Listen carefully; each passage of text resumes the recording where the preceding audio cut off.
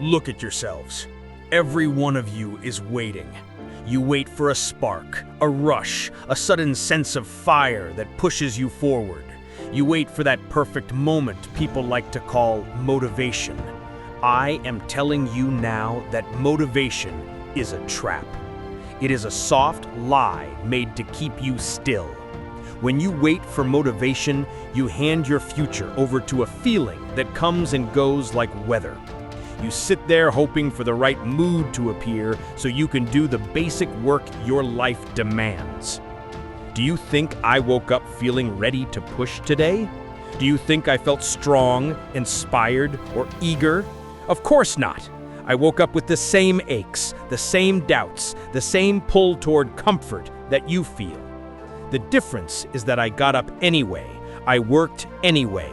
I moved forward anyway.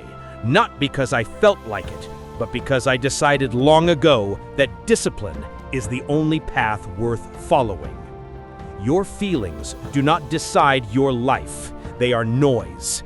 When you say you do not feel like going to the gym or studying or building your future, that is not a shortage of motivation. That is you choosing to betray yourself. You already know what must be done to reach the life you claim to want. You know the price, and when the moment comes to pay it, you let your weaker self speak for you. That small, shifting mood ends up ruling your entire future. A real man does not bow to his mood. A real man follows his principles. If you have a duty to yourself and to the people who depend on you, then you act no matter how you feel. You execute the work whether you are tired or restless, confident or doubtful. The task stays the same. The standard stays the same. The world does not care if you are in a good mood, and your goals do not either. The hardest work often happens on the worst days, when it is dark, when you are drained, when every part of you wants to stay still. That is when champions are built. If you can only act when the sun is shining, you will lose to the man who acts in every storm. What separates the man who owns the building from the man who cleans it is not talent, not luck, not gifts. It is the ability to take steady, consistent action when it is uncomfortable.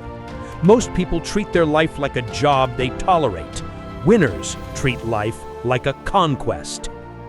Your life is a field to be conquered. You conquer ignorance by choosing to learn even when it is dull.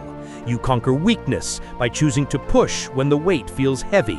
You conquer scarcity by choosing to search for opportunity when others complain about the lack thereof. Every problem you face points toward the same simple answer: work harder. If you feel lost, work harder. If you feel broke, work harder. If your confidence is low, work harder on yourself. Do not hide behind complicated theories. Achievement creates happiness. Skill creates confidence. Value creates wealth. When you are unsure of what to do next, choose the next difficult step. When you think you have done enough for the day, understand that you could have done more. The moment you decide your effort is enough is the moment you accept the limits of an average mind. Break that limit. Prove that you are more. Right now you stand at a decision. You heard the truth. You can choose to build discipline, to act regardless of your feelings, to move forward like a man who controls himself, or you can choose the same old story. You can wait for motivation, complain about your situation, and watch others rise while you stand still. I do not waste time on people who refuse to lift themselves. If you cannot look at your own life and find the will to change, then you have already chosen your path. Stay where you are.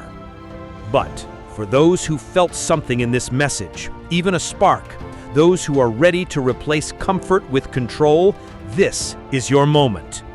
Do not wait. Do not think. Do not plan for later.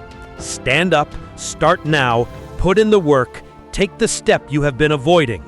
The next 5 minutes will say more about your future than the last 5 years. Go work. Go rise. Your time is running out.